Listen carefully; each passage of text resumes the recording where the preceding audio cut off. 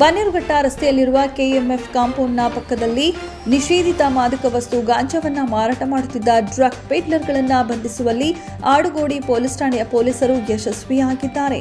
ಗಾಂಜಾ ಮಾರಾಟದ ಬಗ್ಗೆ ಮಾಹಿತಿಯೊಂದು ಆಡುಗೋಡಿ ಪೊಲೀಸ್ ಠಾಣೆಯ ಪೊಲೀಸ್ ಇನ್ಸ್ಪೆಕ್ಟರ್ ರವಿಕುಮಾರ್ ಅವರಿಗೆ ಬರುತ್ತಿದ್ದಂತೆ ಕಾರ್ಯಪ್ರವೃತ್ತರಾಗಿ ಎನ್ಡಿಪಿಎಸ್ ಕಾಯ್ದೆ ಅಡಿಯಲ್ಲಿ ಪ್ರಕರಣವನ್ನು ದಾಖಲಿಸಿಕೊಂಡು ಗಾಂಜಾ ಮಾರಾಟ ಮಾಡುತ್ತಿದ್ದ ಸ್ಥಳಕ್ಕೆ ಧಾವಿಸಿ ಓರ್ವ ವಿದೇಶಿ ಮೂಲದ ವ್ಯಕ್ತಿ ಸೇರಿದಂತೆ ಇಬ್ಬರು ವ್ಯಕ್ತಿಗಳನ್ನು ವಶಕ್ಕೆ ಪಡೆದುಕೊಂಡು ವಿಚಾರಣೆಗೆ ಒಳಪಡಿಸಿದಾಗ ವಿದೇಶಿ ವ್ಯಕ್ತಿಯಿಂದ ಕಡಿಮೆ ಬೆಲೆಗೆ ಗಾಂಜಾವನ್ನ ಖರೀದಿಸಿಕೊಂಡು ಬಂದು ಹೆಚ್ಚಿನ ಬೆಲೆಗೆ ಮಾರಾಟ ಮಾಡುತ್ತಿದ್ದವೆಂದು ತಿಳಿಸುತ್ತಾರೆ.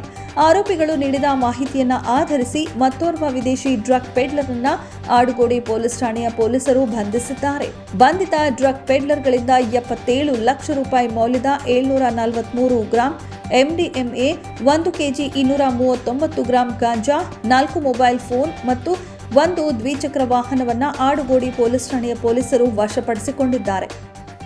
ನಂತರ ಇದು ಸ್ವತ್ತಿನ ಅಪರಾಧಗಳಿಗೆ ಸಂಬಂಧಿಸಿದಾಗಿದ್ದರೆ ಅದೇ ರೀತಿಯಲ್ಲಿ ಮಾದಕ ವಸ್ತುಗಳ ಮಾರಾಟ ಮತ್ತು ಸಾಗಾಟದ ಬಗ್ಗೆಯೂ ಕೂಡ ನಮ್ಮ ಬೇರೆ ಬೇರೆ ಪೊಲೀಸ್ ಠಾಣೆಯವರು ಸಾಕಷ್ಟು ಪ್ರಕರಣಗಳನ್ನು ಬೆಳಕಿಗೆ ತರುವಲ್ಲಿ ಯಶಸ್ವಿಯಾಗಿದ್ದಾರೆ.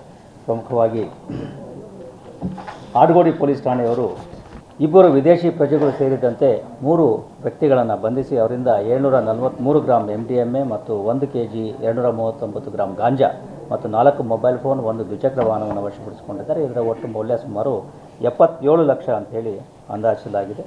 ಆರೋಪಿ ವಿದೇಶಿಯರು ಆಫ್ರಿಕಾ ಮೂಲದವರಾಗಿದ್ದು ಇಬ್ಬರು ಆ ವ್ಯಕ್ತಿಗಳನ್ನು ಮತ್ತು ಜೊತೆಗೆ ಇನ್ನೊಬ್ಬ ವ್ಯಕ್ತಿ ಹಾಸನದವನು ಆತ ಕೂಡ ಇದರಲ್ಲಿ ಬಂಧಿಸಲ್ಪಟ್ಟಿದ್ದಾನೆ. 3 ಆರೋಪಿಗಳನ್ನು ಬಂಧಿಸಿ ಇಷ್ಟು ಎಲ್ಲ ರಿಕವರಿಯನ್ನು ಪೊಲೀಸರು ಮಾಡಿದ್ದಾರೆ.